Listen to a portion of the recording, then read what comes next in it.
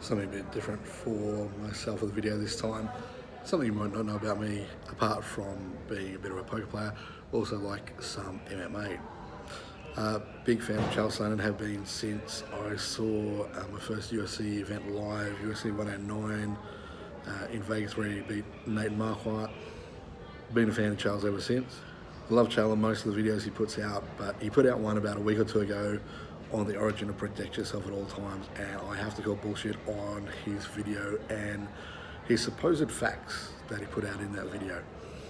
According to Chael, it was started from the 1992 Olympics, and there was some drama about a boxer being knocked out, an American boxer being knocked out after he heard a bell from one of three other rings, and then that protect yourself at all times came in after that. Unfortunately, Chael, it didn't take me long. I used Google, Wikipedia, and YouTube, and I found all the answers I needed to know. And Chael, it's the same misinformation you've been putting out since the Holly Holm fight with Jermaine Duranamy, where Holly got hit by Duranamy a few times when the bell went, or shortly after the bell sounded, and there was a bit of a controversy about whether the strikes were fair, not, or whether she should have been deducted a point or whatever. However, let's run through the actual facts. Because what you've done here is you've confused about 3 or 4 different stories, blended them all in together, and it sounds like a great story, but let's face facts, Chael, you're wrong. In the 1988 Seoul Olympics, there was drama with boxing. They had an arena where they had 2 rings going at once. As you mentioned, not 3. I'm guessing you mixed it up with the phrase of three ring circus. There were 2 rings going. One ring used a bell, another ring used a buzzer to signal the end of the round. In this case, we had American fighter Todd Foster competing against Korean fighter Chun Jil Chan. And what happened, the bell or buzzer or whatever it was from the other ring sounded around about 30 seconds before the buzzer or bell or whatever sound it was from the ring that Foster and Chun were fighting in. So the noise from the other rings got off. The Korean fighter Chun's dropped his hands. Foster's then hit him with a left hook, knocked him out. They've called the fight off. There's been drama following the fight, and ultimately they've actually decided to replay the bout. This is what the Americans have protested, not the fact that an American got knocked out. It was the American doing the knocking out. Again, you can see this in a YouTube clip, which I'll either try and put into the video or at the very least link down below.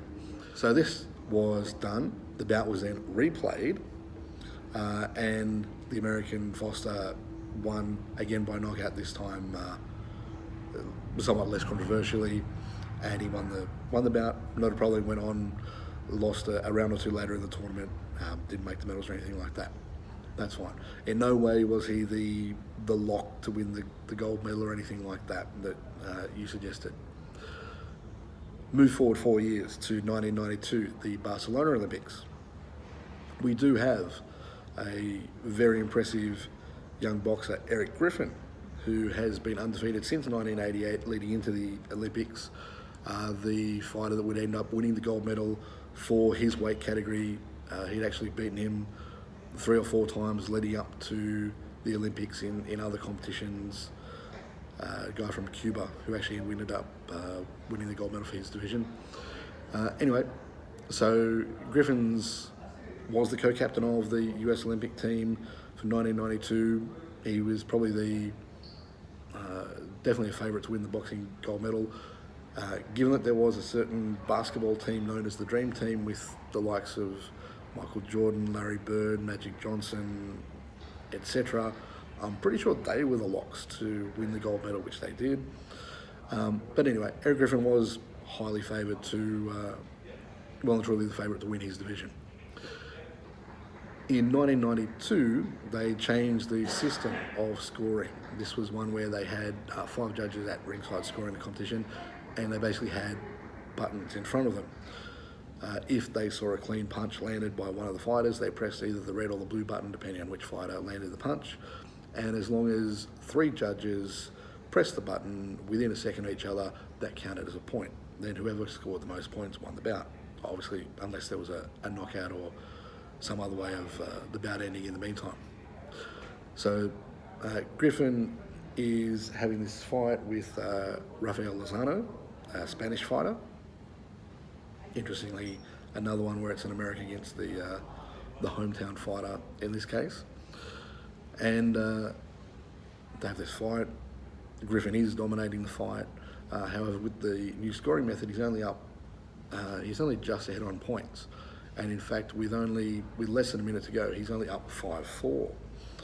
As it happens, Lozano lands a few shots. They count at the end of in the last minute of the fight, and Lozano then wins on point 6-5. Even though, from an objective perspective, Griffin was definitely the better fighter and he won the fight. The points that counted according to the scoring system used at the time, Lozano won 6-5. So I did actually find a clip of the 1992 Olympic fight between Griffin and Lozano. It had some other news-related items after it. However, when I went back the following day to watch it again, it had been removed, apparently some IOC copyright claims. Either somebody's from the IOC stalking me on YouTube, or they've heard Chael's story and corrected it quickly and decided to remove the evidence. But anyway, it was a 6-5 loss for Griffin, who was the boxing favourite. He lost to the Spanish guy, Lozano, controversial decision. Since then, 2016, they've again changed the system of scoring in boxing. It's the 10-point must system that is used in MMA. So they have changed the scoring system. Protect yourself at all times is now around. However, from what I had read, I couldn't exactly find when it came into effect, but there were some comments and notes and things that I read that said it had been around at the very least in the early 80s. So Chael, you've got a bunch of facts, you've put them all in one story. It makes for a nice story, don't get me wrong, but it's just not right. Hopefully you enjoyed the video. Thanks for watching. Like, subscribe, do all that sort of stuff if you want to, and might see you for some more poker content in the near future.